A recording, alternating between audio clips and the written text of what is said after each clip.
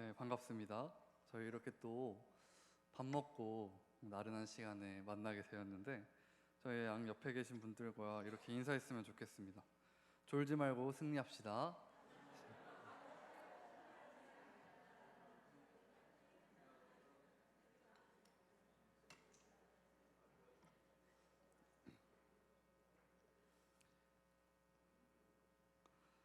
네, 오늘의 본문은 진정한 복음의 내용이 무엇인지를 잘 담고 있는 갈라디아서입니다. 우리 부패한 가톨릭으로부터 벗어나기 위해서 15세기에 종교개혁이 일어났습니다. 그 중에 굉장히 유명한 루터라는 선생님이 계시는데 우리 루터 선생님께서 갈라디아서를 가르쳐서 갈라디아서 서신은 내 아내처럼 사랑스럽다 이렇게 얘기를 할 정도로 이 갈라디아서 안에는 진짜 복음이 무엇인가 이것에 대해서 잘 다루어주고 있습니다.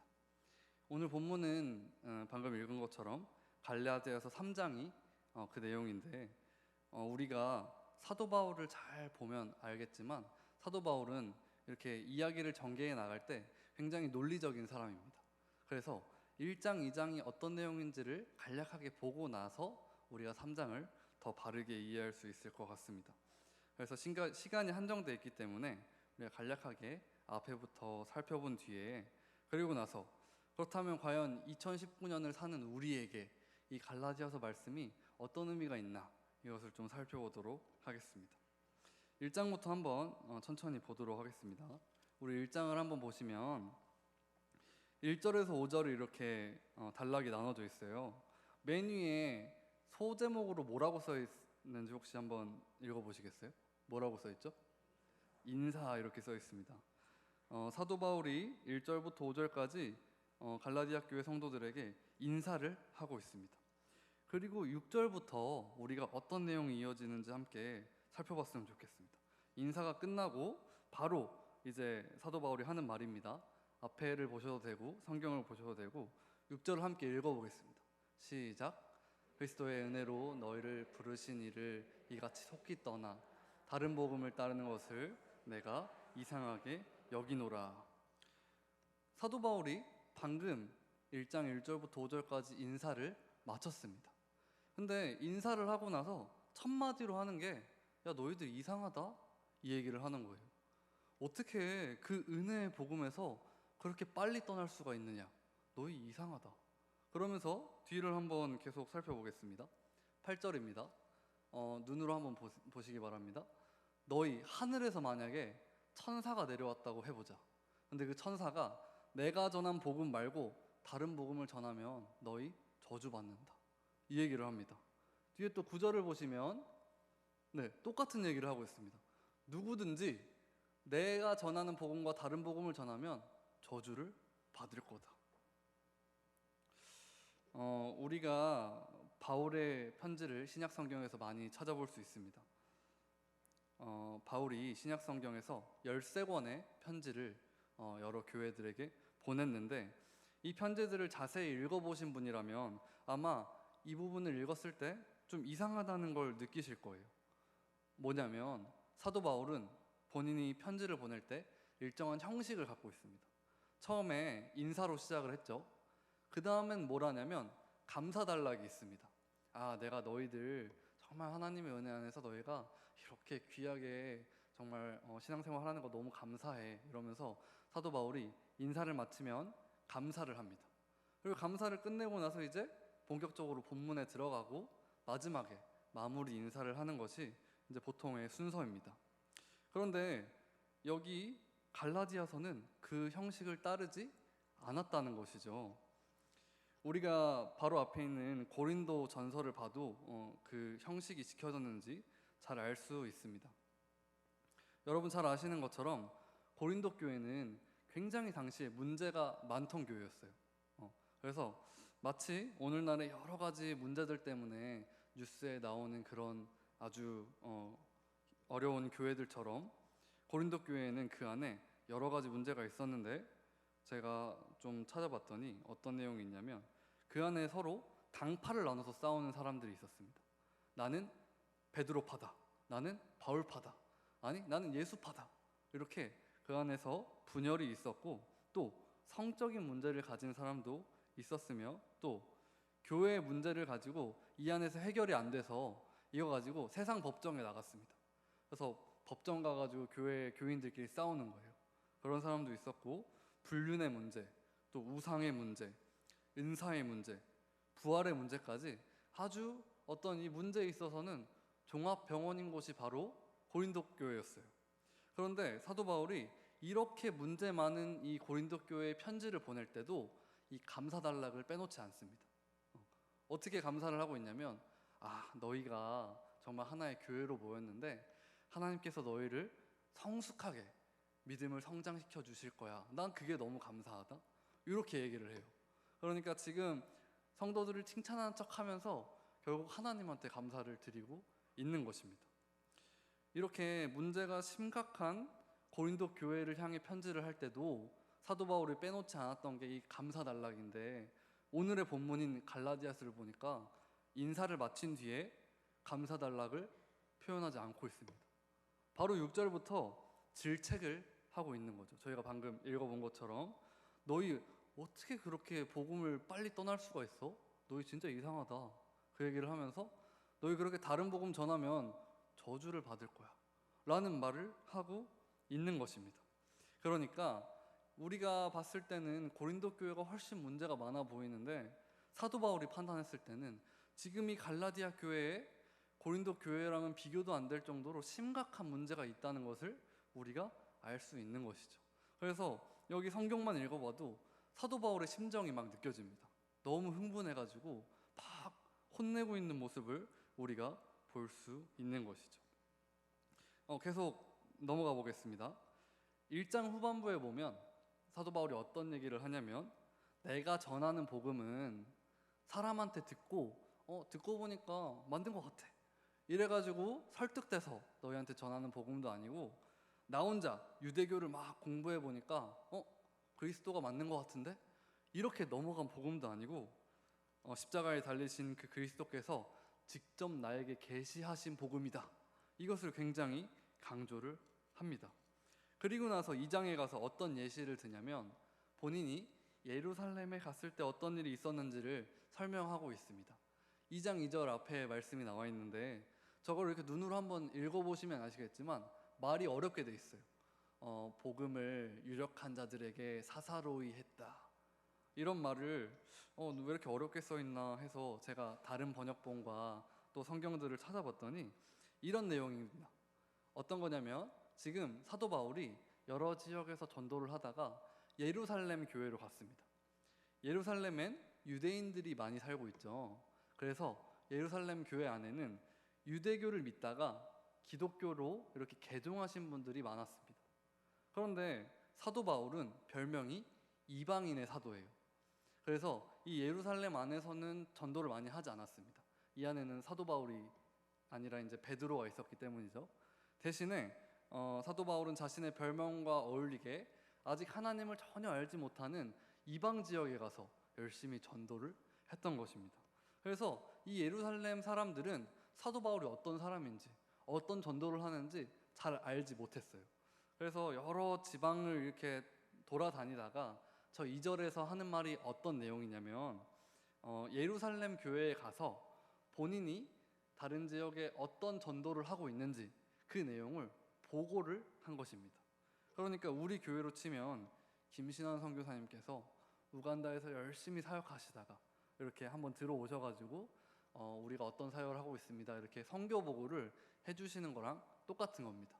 저기 2절에 나오는 유력한 자들이라고 하면 예루살렘 교회에 있는 그 지도자들입니다. 그 사람들한테 사사로이 했다 하는 말은 자세하게 자신이 전한 복음과 그 이방 지역에서 자신이 복음을 전하고 또 교회가 세워졌다, 이것을 자세히 얘기를 했다는 것이죠. 네, 계속 넘어가 보면, 근데 3절, 4절, 5절을 보니까 이렇게 예루살렘 교회에 가서 선교 보고를 하고 있는데, 옆에 있던 헬라인 디도, 이 사람한테 너 왜 할례 안 받아? 이렇게 시비를 거는 사람들이 있었다는 것입니다. 디도가 헬라인이라고 표시가 되어 있습니다. 그 말은 디도는 유대 사람이 아니라는 말이죠. 유대 사람이 아니니까 할례를 받았을까요? 안 받았을까요? 안 받았겠죠. 유대인이 아니니까.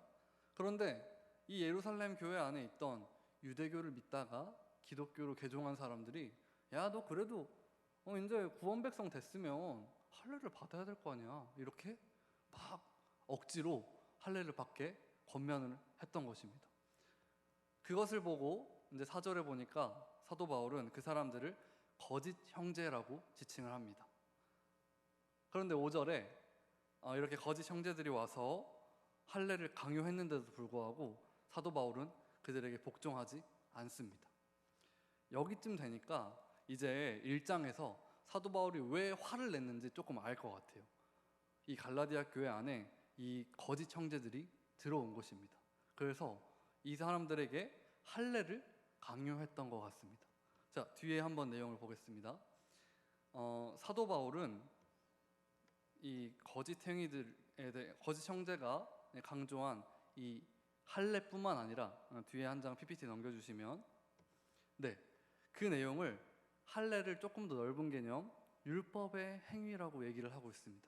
여기 한번 이게 16절 한 절인데 보시면 진짜 신기한 게 율법의 행위라는 말이 3번이나 나오고 있습니다. 너희가 의롭게 되고 구원을 받은 게 율법의 행위로 받은 게 아니다. 오직 그리스도를 믿음으로 받았다. 이 얘기를 3번이나 강조를 하고 있다는 것입니다. 이쯤 되니까 갈라디아 교회에 어떤 문제가 있었는지 저희가 좀 알 수 있는 것 같습니다. 사도 바울이 갈라디아 지방에 교회를 개척을 했습니다. 그리고 복음을 전했겠죠. 여러분, 예수 그리스도께서 우리 죄를 위해서 십자가에서 죽으셨습니다. 이제 우리가 예수님을 믿기만 하면 우리는 모든 죄의 문제가 해결되고 하나님 나라 백성이 되는 것입니다. 이렇게 복음을 전했더니 그 지역 사람들이 그것을 믿고 교회를 이루고 성도가 되었습니다. 그런데 갑자기 거짓 형제들이 이 교회에 들어온 것입니다. 그래서 이렇게 꼬셨겠죠. 야, 예수님 믿으면 뭐 구원 받는데 너희가 진짜 구원 받았으면 이제 할례를 해야지. 할례가 있어야 진짜 너희가 구원받은 백성이라는 표시를 드러내는 거잖아. 그리고 그것만 하지 말고 다른 율법의 행위도 좀 더해서 해. 이 말을 갈라디아 교회 성도들이 들었는데 듣고 설득이 된 겁니다. 어쩐지 뭔가 이상하더라. 그래, 예수님을 믿기만 하면 구원받는 게 조금 불안했어. 근데 할례도 하고 율법의 행위도 지키면 더 안전하겠네. 내가 예수님을 믿어서 구원을 받는 게 조금 불안하니까 할례를 받으면 150% 구원이 확실해지고 율법의 행위까지 하면 200% 천국에 갈 수 있겠다. 이 생각을 했던 것입니다. 굉장히 어떻게 보면 합리적인 생각입니다. 맞잖아요. 예수님만 믿으면 구원을 받긴 받는데 조금 불안하니까 다른 것들을 더 안전장치를 더하는 거예요. 그러면 구원이 확실해지겠죠. 이런 생각을 오늘 본문에 있는 갈라디아 성도들이 했다는 것입니다. 그런데 이렇게 생각하고 이렇게 믿음이 흔들리던 갈라디아 성도들에게 오늘 본문에 보니까 드디어 오늘 본문으로 왔습니다. 사도 바울이 뭐라고 하는지를 함께 읽어봤으면 좋겠습니다. 함께 읽어보겠습니다. 시작. 어리석도다 갈라디아 사람들아, 예수 그리스도께서 십자가에 못 박히신 것이 너희 눈앞에 밝히 보이거늘 누가 너희를 꾀더냐. 아멘. 그렇습니다. 갈라디아 교회 성도들이 했던 생각은 어떻게 보면 합리적이고 그럴듯한 생각인 것 같아요. 근데 이 모습을 보더니 사도 바울이 엄청나게 질책을 하고 있습니다. 너희 어떻게 그렇게 어리석을 수 있냐? 그리스도께서 십자가에서 100% 너희의 구원을 이루셨는데 너희 어떻게 그걸 의심할 수가 있어? 이렇게 얘기를 하는 것입니다. 그러니까 이것이 얼핏 보면 너무 좋은 것 같아요. 예수님도 믿고 할례도 받고 율법의 행위도 하면 내 구원이 더 안전해지겠지 라고 생각을 하는 이 갈라디아 교회 성도들은 잘못된 생각을 했다는 것입니다. 왜냐하면 예수님을 믿는 것만으로 내가 구원을 받는다는 걸 믿지 못했던 거예요. 오히려 내가 다른 안전장치가 있어야만 천국에 갈 수 있다고 생각을 했다는 것입니다. 그 말은 예수께서 저 십자가에서 이루신 모든 사역이 완전하고 충분하지 않다고 말하는 것과 똑같은 것입니다. 그렇다면 이 갈라디아 교회를 향한 사도 바울의 날카로운 외침이 오늘 우리에게는 어떤 의미를 주는지 좀 살펴보도록 하겠습니다. 이때쯤 되면 이제 슬슬 잠이 오실 시간인 것 같아서 제가 저의 간증을 좀 준비했습니다. 오늘 이제 오늘 사는 우리랑 어떻게 연결이 되는가를 한번 연결을 해보기 위해서 제 간증을 좀 들려드리겠습니다.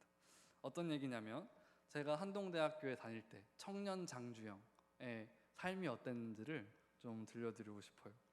저는 모태신앙으로 자랐습니다.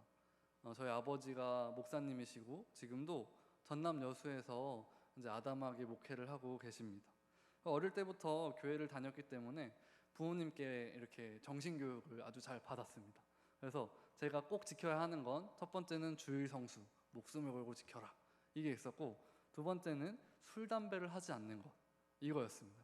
그래서 이제 소위 하나님의 대학이라는 별명이 붙어있는 한동대에 20살에 들어가게 됐는데, 저는 이 두 가지를 지킨다는 그 자부심을 가지고 아주 교만한 상태였습니다. 그래서 다른 친구들이 이렇게 막 밤에 놀러 다니다가 주일 예배 빠지면 난 너희랑 달라 이러면서 교회 딱 가고, 난 술, 담배 안 해, 딱 이러는 어떤 마음에 아주 그 자기 의로 사로잡혀 있었는데, 주변에 있는 한동대의 정말 믿음 좋은 선배들을 보니까 저의 부족함이 보이는 거예요. 뭐였냐면, 저는 매일매일 말씀을 묵상하지 않고 매일매일 기도의 자리에 가지 않았는데 그렇게 하루하루를 살아내는 멋있는 선배들이 있었던 것입니다. 그래서 군대를 갔다 오고 나서 제가 결심을 했습니다. 이제 나도 신앙의 수준을 올려봐야겠다 이러면서 뭐부터 해야 되나 고민을 하고 있었는데, 하나님의 인도하심으로 같은 방에 한 형을 만났는데 그 형이 어떤 형이냐면 이 새벽 기도를 다니는 형인 거예요. 저희 한동대학교 안에는 학생들끼리 자발적으로 모여서 새벽 예배를 드립니다. 물론 이제 한동대 안에 있는 그 목사님이 계셔서 와서 말씀을 전해 주시긴 하는데, 그 위에 있는 이제 말씀 전하는 시간 빼고 찬양 인도도 해야 되고, 그 다음에 뒤에서 컴퓨터도 누가 만져야 되고, 그 다음에 여러 가지 사회 진행하는 그 모든 것들을 학생들이 담당을 하거든요. 그래서 새벽 예배를 진행하기 위한 새벽 예배 동아리가 있습니다. 마침 군대를 제대하고 복학을 했는데 같은 방 형이 그 새벽 예배 동아리 회장인 겁니다. 그래가지고 저는 태어나서 그때까지 23살까지 새벽 예배를 이렇게 정기적으로 다녀본 적이 한 번도 없었는데, 그 형님의 이제 반강제적인 이끌림을 따라서 하루 이틀 3일 이렇게 새벽 예배를 다니게 되었습니다. 거기서 끝나지 않고 저희 한동대학교 안에는 대학교회라는 곳이 있어요. 그래서 그 교회에는 어떤 게 있냐면, 우리 이제 목장이 있잖아요. 그런 것처럼 순모임이 있습니다. 순모임 안에는 순장이 있고 순원들이 있고 순끼리 또 예배를 드립니다. 거기에 들어가서 찬양 인도를 하게 되었습니다. 그리고 또 순장의 역할을 맡겨주셔가지고 순원들과 함께 말씀을 또 묵상하고 또 나누고 뭐 이런 역할을 했고, 또 대학교 4학년 때는 총학생회 활동을 하면서 제가 그 안에서 신앙국장을 했습니다. 뭐 하는 자리냐면, 총학생회가 이제 학교 여러 가지 행정들을 진행하잖아요. 그 안에서 이제 한 7, 80명 정도 되는데, 거기서 제가 이제 이 총학생회 안에서 작은 목사가 되는 겁니다. 그래서 여러 가지 모임을 할 때 예배를 드리고, 또 기회가 되면 말씀도 전하고 또 찬양 인도도 하고, 그 안에서도 순모임을 진행하고, 이런 역할들을 제가 감당을 했습니다. 그리고 하나만 더 소개를 드리면, 우리 안양북부교회도 몇 년 전에 했었던 걸로 알고 있는데, 알파 코스 아시죠? 이제 초신자들 초대해가지고 또 여러 가지 말씀 전하고 하나님을 더 좀 친근하게 알 수 있도록 그 알파 코스를 잘 배워온 대학교 선배가 있었습니다. 그래서 근데 그 선배가 하나님께 받은 마음이 뭐냐면, 이 한동대 안에서 아직 하나님을 모르는 사람들에게 알파 코스를 제공하고 싶다는 그 마음이 있었던 거예요.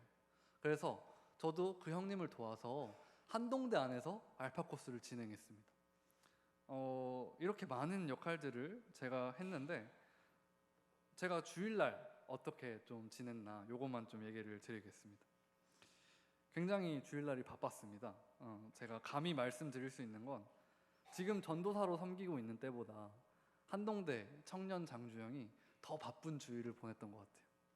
일단 아침에는 새벽 예배로 시작을 하겠죠. 제가 새벽 예배 담당을 했기 때문에 주일날에 5시 반에 그 새벽 예배 시간에 맞춰서 찬양 인도를 하러 갑니다. 토요일 주일에는 학생들이 많이 오지 않아요.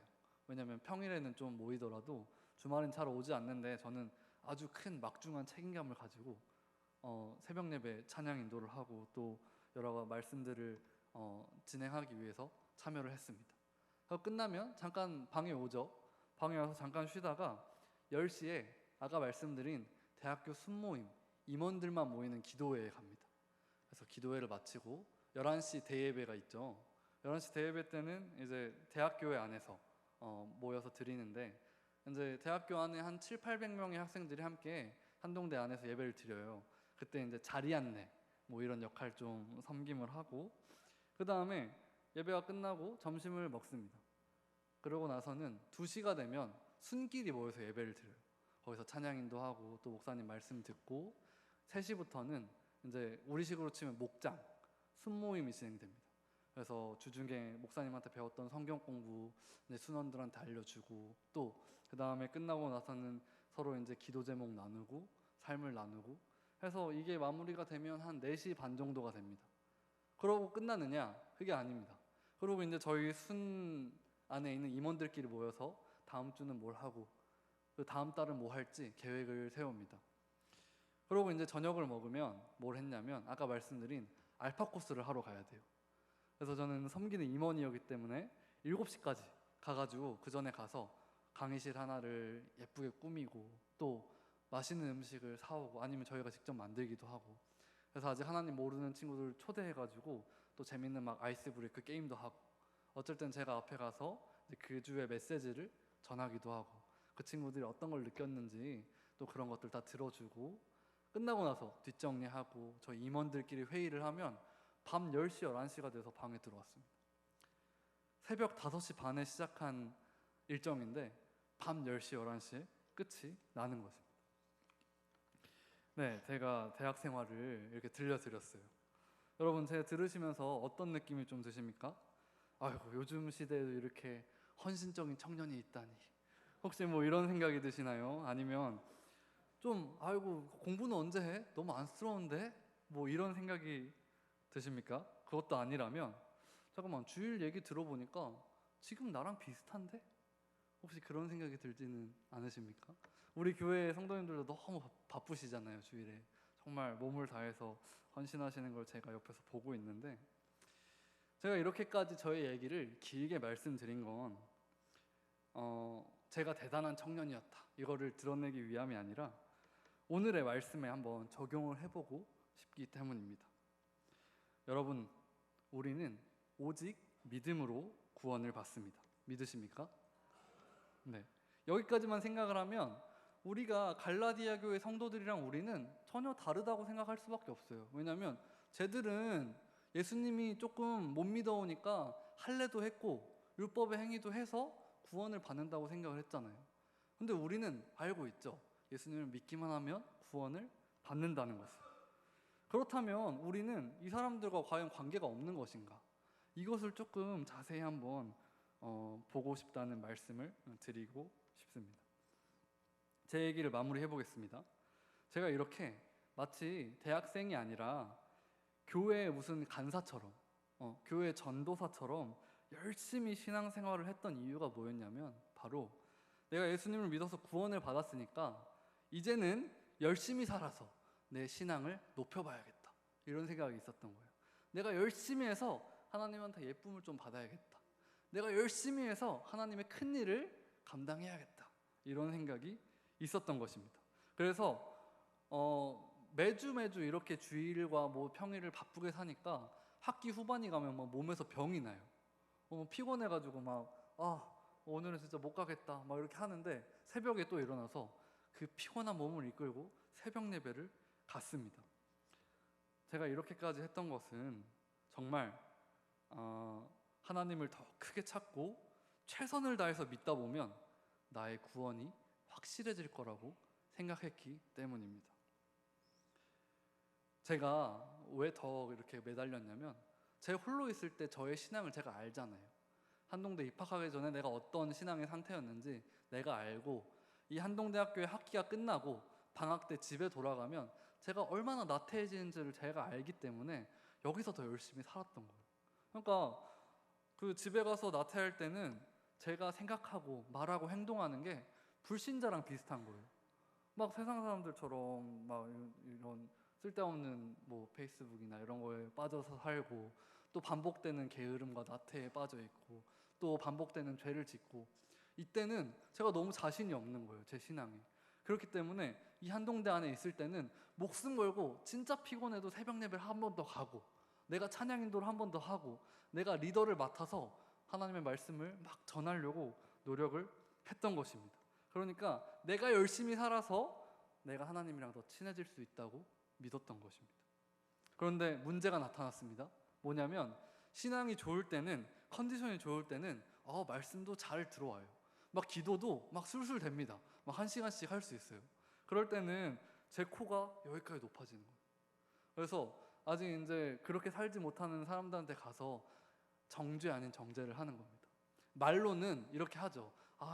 우리 하나님이 형제님을 너무 사랑하시는데 조금 더 말씀 보고 기도해야 되지 않겠어? 말은 이렇게 하면서 날 봐라, 날 봐. 날 보고 좀 배워라. 나 이렇게 하고 있잖아. 이렇게 막 자만했던 거예요. 그리고 이제 제 컨디션이 안 좋아서 신앙의 슬럼프가 찾아왔을 때는 말씀도 눈에 안 들어오고 기도도 잘 안 됩니다. 근데 티를 낼 수가 없는 거예요. 왜냐면 이미 한동대에서 제가 3, 4학년 됐을 때는 제 별명이 장목사였습니다. 그래서 이제 저보다 선배들, 형들, 누나들이 와서 저한테 주영아, 신앙적으로는 내가 너한테 많이 배워, 막 이런 얘기를 하는데 저는 막 속으로는 슬럼프가 와서 죽겠는데 티를 못 내겠는 거예요. 막 요즘엔 말씀도 안 읽히고 기도도 못 하고 있는데 막 사람들 앞에서는 막 그러세요, 우리 같이 기도합시다, 막 이러면서 막 있어 보이는 척을 해야 되니까 막 속으로 죽을 것 같은 거예요. 그러면서 이제 제 속으로는 지금 죽으면 천국 갈 자신이 없는데 요즘엔 내가 좀 행동을 잘 못하고 있거든, 막 이런 생각을 했던 것입니다. 사랑하는 안양북부교회 성도 여러분, 당시에 저는 어떤 잘못을 하는 것 같습니까? 바로 갈라디아 교회 성도들과 똑같은 잘못을 하고 있어요. 뭐냐면 그리스도의 복음을 100% 믿지 않았던 거예요. 그분께서 십자가에서 우리 죄를 가지고 돌아가셨기 때문에 이제 구원은 완성이 되었고, 나는 그리스도의 십자가를 믿기만 하면 그 모든 구원을 선물 받아서 내가 하나님의 자녀가 되는구나, 이것을 몰랐던 것입니다. 계속 불안하니까 막 제 행위로 내가 어떻게든 새벽 예배 내일 한 번 더 가면 하나님 나 예뻐해 주시겠지? 내가 오늘도 찬양인도 했으니까 하나님이 저기 앉아있는 쟤보다는 날 더 예뻐해 주시겠지? 여기 기준은 제 행동에 있는 거예요. 내가 열심히 행동하면 하나님 앞에서 당당합니다. 근데 내가 요즘에 신앙이 생활이 너무 부끄러워 이러면 막 숨어 다니는 거예요. 여러분, 제가 이것이 잘못되었다는 것을 신학교에 와서 알게 되었습니다. 학교에서 교수님들 수업을 들으면서, 또 동아리에서 목사님 강의를 들으면서 새롭게 회심을 하게 되었습니다. 그래서 오늘 이 본문을 통해서 같은 기쁜 복음의 소식을 여러분에게 전해드리고 싶습니다. 여러분, 우리는 우리의 행위를 통해서 우리의 구원을 조금도 흔들 수 없습니다. 요즘에 내가 신앙이 좋다고 해서 새벽 예배를 매일매일 갑니다. 말씀이 술술 잘 읽혀요. 그렇다고 해서 내가 사람들 앞에서, 그리고 하나님 앞에서 어떤 권리를 주장하면서 교만할 수 없습니다. 하나님, 제가 요즘에 신앙생활을 얼마나 열심히 하는데 제 소원을 안 들어주세요? 이렇게 말할 수 없다는 것입니다. 왜냐하면 구원은 예수님이 다 이루셨거든요. 저희는 거기에 선물만 받은 존재이기 때문입니다. 다시 한번 말씀드립니다. 우리의 행위를 통해서 우리의 구원은 조금도 흔들릴 수가 없습니다. 혹시나 요즘에 말씀도 잘 못 읽고 예배도 빠지고 봉사와 헌신도 못하고 있어서 약간 이렇게 숨어 다니시는 분들 혹시 계신가요? 그렇다면 그 이유 때문이라면 낙심하실 필요가 없습니다.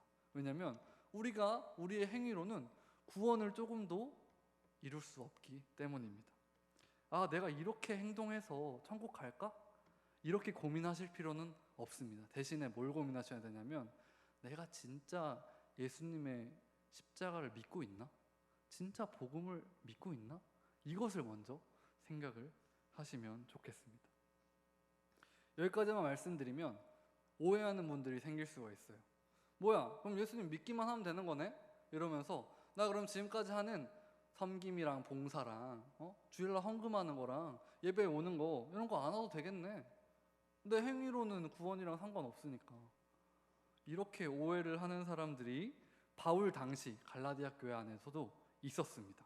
그것을 알았던 바울이 이렇게 말하고 있습니다. 3장 5절을 함께 읽어보겠습니다. 시작. 너희에게 성령을 주시고 너희 가운데서 능력을 행하시는 이의 일이 율법의 행위에서냐 혹은 듣고 믿음에서냐. 믿음에서 된다는 얘기를 하는 거죠. 사도 바울이 이렇게 얘기를 합니다. 너희 하나님께서 어떤 분이시냐면 너희 속에 성령을 주시는 분이야. 그리고 너희 안에서 그 능력의 일을 행하시는 분이야. 이렇게 얘기를 하는 것입니다. 그러니까 방금처럼 나 그럼 예수님 믿기만 한다? 그럼 나 섬김도 봉사도 헌금도 아무것도 안 해도 되지? 이렇게 말하는 사람은 하나만 알고 둘을 모르는 거예요.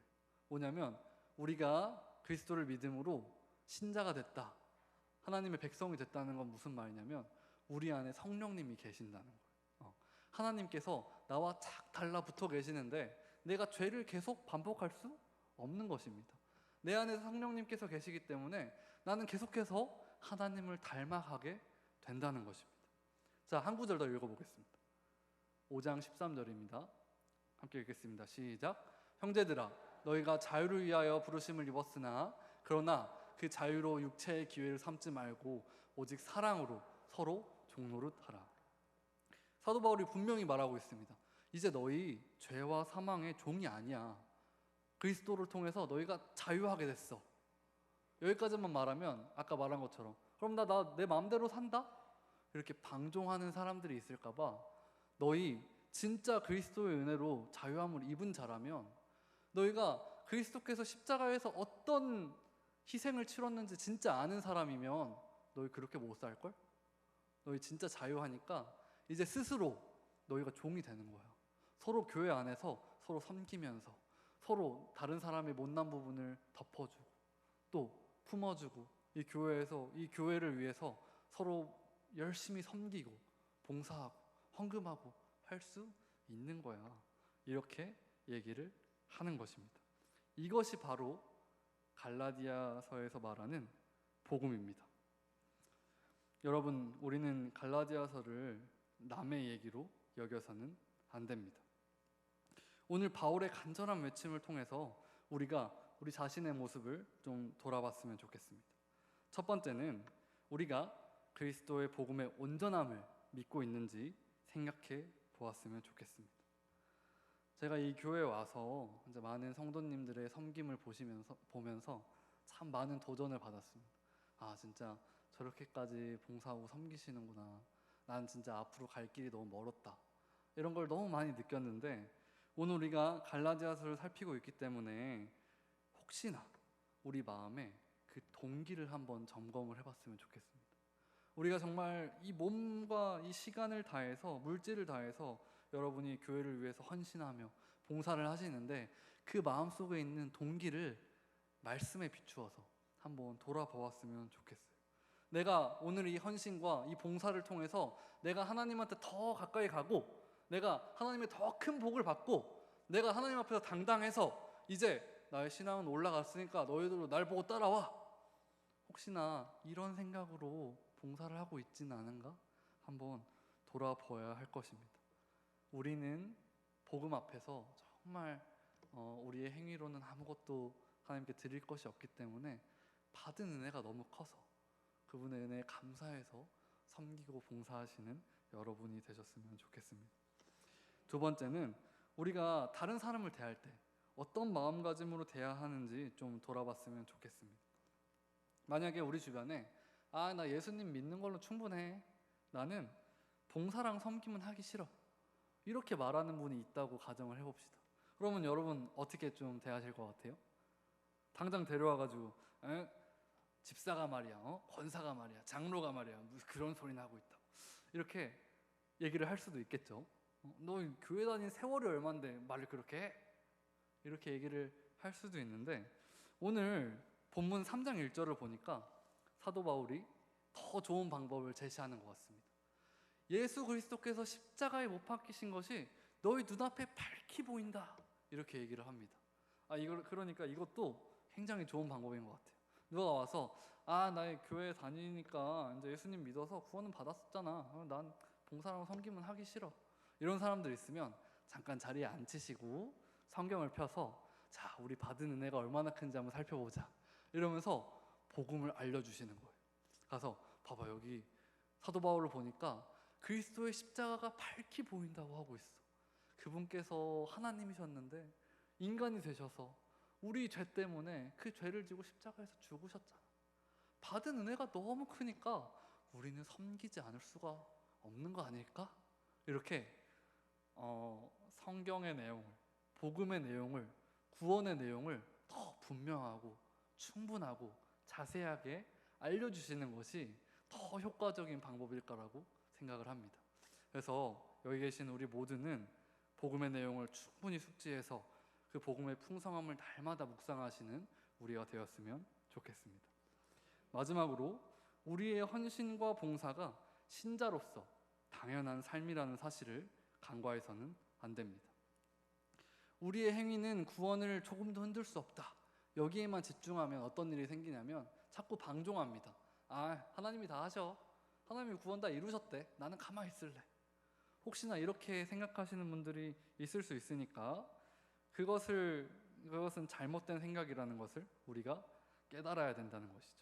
내가 구원을 받았고 그분의 은혜를 아는 사람이라면 가만히 있을 수 없다는 것입니다.